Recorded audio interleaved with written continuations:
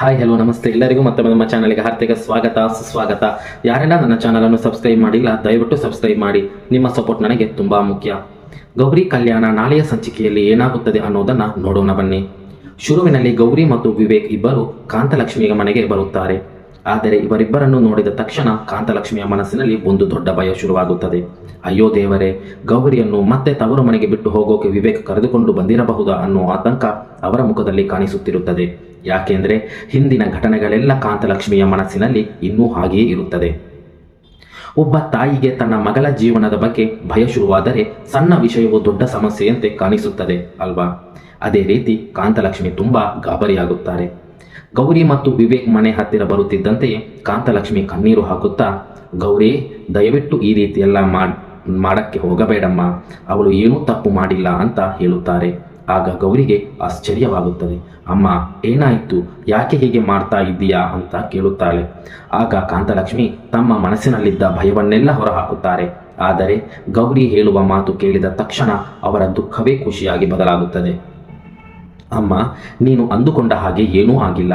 ವಿವೇಕ್ ಅವರು ಮಾತ್ರವಲ್ಲ, ಅವರ ಮನೆಯಲ್ಲಿರುವ ಎಲ್ಲರೂ ನನ್ನನ್ನು ಒಪ್ಪಿಕೊಂಡಿದ್ದಾರೆ. ನಾನು ಕೆಲಸ ಮಾಡೋದಕ್ಕೂ ಎಲ್ಲರೂ ಸಂಪೂರ್ಣ ಒಪ್ಪಿಗೆ ಕೊಟ್ಟಿದ್ದಾರೆ. ಅದಕ್ಕಾಗಿಯೇ ವಿವೇಕ್ ಅವರು ನನ್ನನ್ನು ಇಲ್ಲಿ ಬಿಡಲು ಬಂದಿದ್ದಾರೆ ಎಂದು ಹೇಳುತ್ತಾರೆ. ಈ ಮಾತು ಕೇಳಿದ ತಕ್ಷಣ ಕಾಂತಲಕ್ಷ್ಮಿಯ ಮುಖದಲ್ಲಿ ನೆಮ್ಮದಿ ಮೂಡುತ್ತದೆ. ಇಷ್ಟು ಹೊತ್ತು ನನ್ನ ಮಗಳ ಜೀವನ ಏನಾಗುತ್ತೋ ಅಂತ ಹೆದರಿದ್ದ ತಾಯಿಗೆ ನನ್ನ ಮಗಳನ್ನು ಎಲ್ಲರೂ ಒಪ್ಪಿಕೊಂಡಿದ್ದಾರೆ ಅನ್ನೋ ಮಾತಿಗಿಂತ ದೊಡ್ಡ ಸಂತೋಷ ಇನ್ನೇನು ಬೇಕು ಹೇಳಿ? ಅದಕ್ಕೆ ವಿವೇಕ್ ಕೂಡ, ಅತ್ತೆ, ನೀವು ಯಾವುದೇ ಕಾರಣಕ್ಕೂ ಭಯಪಡಬೇಡಿ, ಗೌರಿಗೆ ಸಹಾಯ ಮಾಡಲು ನಮ್ಮ ಮನೆಯಲ್ಲಿರುವ ಎಲ್ಲರೂ ಒಪ್ಪಿಕೊಂಡಿದ್ದಾರೆ ಅಂತ ಹೇಳುತ್ತಾರೆ. ಇಲ್ಲಿ ಪ್ರೇಕ್ಷಕರಿಗೂ ಒಂದು ರೀತಿಯ ನೆಮ್ಮದಿ ಸಿಗುತ್ತದೆ. ಯಾಕೆಂದ್ರೆ ಇಷ್ಟು ದಿನ ಗೌರಿಯನ್ನು ಯಾರೂ ಅರ್ಥ ಮಾಡಿಕೊಳ್ಳಲಿಲ್ಲ ಅನ್ನೋ ನೋವಿತ್ತು. ಆದರೆ ಈಗ ಪರಿಸ್ಥಿತಿ ನಿಧಾನವಾಗಿ ಬದಲಾಗುತ್ತಿರುವ ಸೂಚನೆ ಸಿಗುತ್ತದೆ. ಅಷ್ಟರಲ್ಲಿ ವಿವೇಕ್ ಹೊರಡಲು ರೆಡಿಯಾಗುತ್ತಾರೆ. ಆಗ ಕಾಂತಲಕ್ಷ್ಮಿ, ವಿವೇಕ್ ಅವರೇ, ನೀವು ತಿಂಡಿ ಕೂಡ ತಿಂದಿಲ್ಲ, ನಮ್ಮ ಮನೆಯಲ್ಲಿ ತಿಂಡಿ ತಿಂದು ಹೋಗಿ ಅಂತ ಪ್ರೀತಿಯಿಂದ ಕರೆಯುತ್ತಾರೆ. ಗೌರಿ ಕೂಡ, ಅಮ್ಮ, ಇವರಿಗೋಸ್ಕರ ಸ್ಪೆಷಲ್ ಆಗಿ ಏನಾದರೂ ಮಾಡು ಅಂತ ಹೇಳುತ್ತಾಳೆ. ಏನು ಮಾಡಲಿ ಅಂತ ಕೇಳಿದಾಗ, ಉಪ್ಪಿಟ್ಟು ಮಾಡಿ, ಇವರ ಫೇವರೆಟ್ ಅಲ್ವಾ ಅಂತ ಗೌರಿ ಹೇಳುತ್ತಾಳೆ. ಇದನ್ನು ಕೇಳಿ ವಿವೇಕ್ ಕೂಡ ಉಪ್ಪಿಟ್ಟ ಅಂತ ಮುಖ ಮಾಡುತ್ತಾರೆ.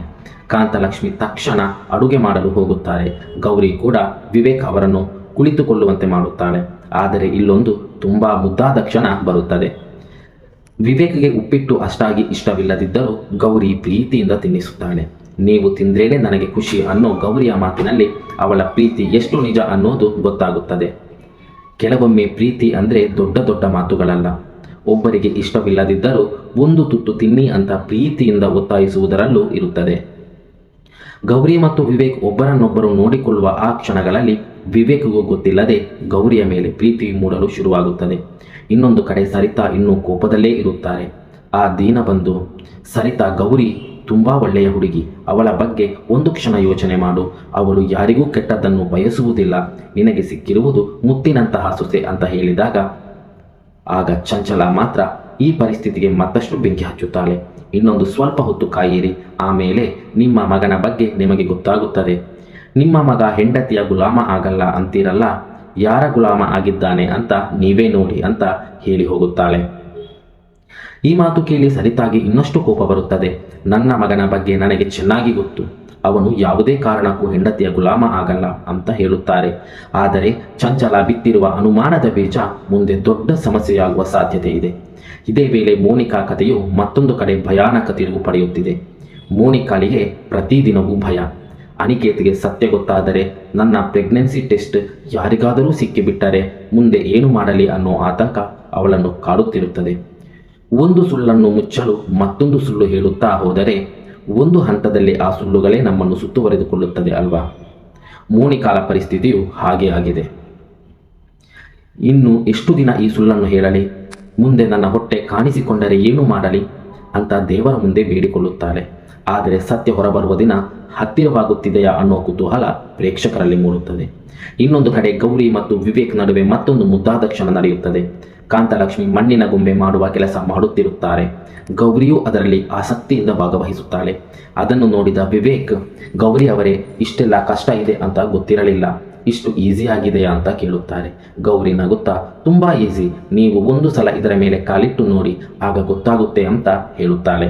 ಆಗ ಕಾಂತಲಕ್ಷ್ಮಿ, ಬೇಡ ವಿವೇಕ್ ಅವರೇ, ನೀವು ಮಣ್ಣಿನ ಮೇಲೆ ಕಾಲಿಡಬೇಡಿ ಅಂತ ಹೇಳುತ್ತಾರೆ.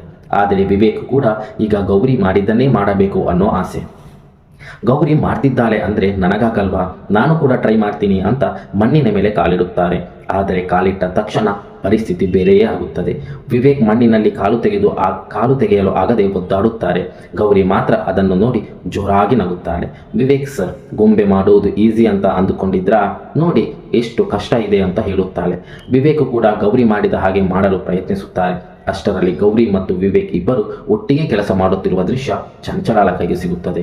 ಚಂಚಲ ಕೂಡಲೇ ಆ ವಿಡಿಯೋವನ್ನು ಸರಿತಾಗೆ ಕಳುಹಿಸುತ್ತಾಳೆ. ವಿಡಿಯೋ ನೋಡಿದ ಸರಿತಾಗೆ ಶಾಕ್. ನನ್ನ ಮಗ ಅಲ್ಲಿ ಈ ರೀತಿ ಕೆಲಸ ಮಾಡುತ್ತಿದ್ದಾನ, ಜೀತ ದಾಳಿನ ಥರ ಮಾಡ್ತಿದ್ದಾನ, ಇದನ್ನು ನಾನು ನಂಬಲ್ಲ ಅಂತ ಕೋಪಗೊಳ್ಳುತ್ತಾರೆ. ಈ ಮಾತು ಸರಿತಾಳ ಮನಸ್ಸಿಗೆ ನಿಧಾನವಾಗಿ ಬದಲಾವಣೆ ತರಲು ಶುರು ಮಾಡುತ್ತದೆ.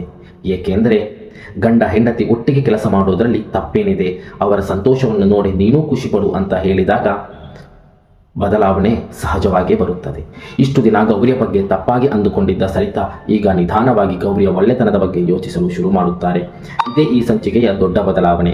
ಒಂದೆಡೆ ಗೌರಿ ತನ್ನ ಪ್ರೀತಿಯಿಂದ ವಿವೇಕ್ ಮನಸ್ಸನ್ನು ಗೆಲ್ಲುತ್ತಿದ್ದಾಳೆ. ಇನ್ನೊಂದು ಕಡೆ ವಿವೇಕ್ಗೆ ಗೊತ್ತಿಲ್ಲದೆ ಗೌರಿಯ ಮೇಲೆ ಪ್ರೀತಿ ಮೂಡುತ್ತದೆ. ಮತ್ತೊಂದೆಡೆ ಸರಿತಾ ಮನಸ್ಸಿನಲ್ಲಿದ್ದ ಗೌರಿಯ ಮೇಲಿನ ಕೋಪ ನಿಧಾನವಾಗಿ ಕರಗುತ್ತದೆ.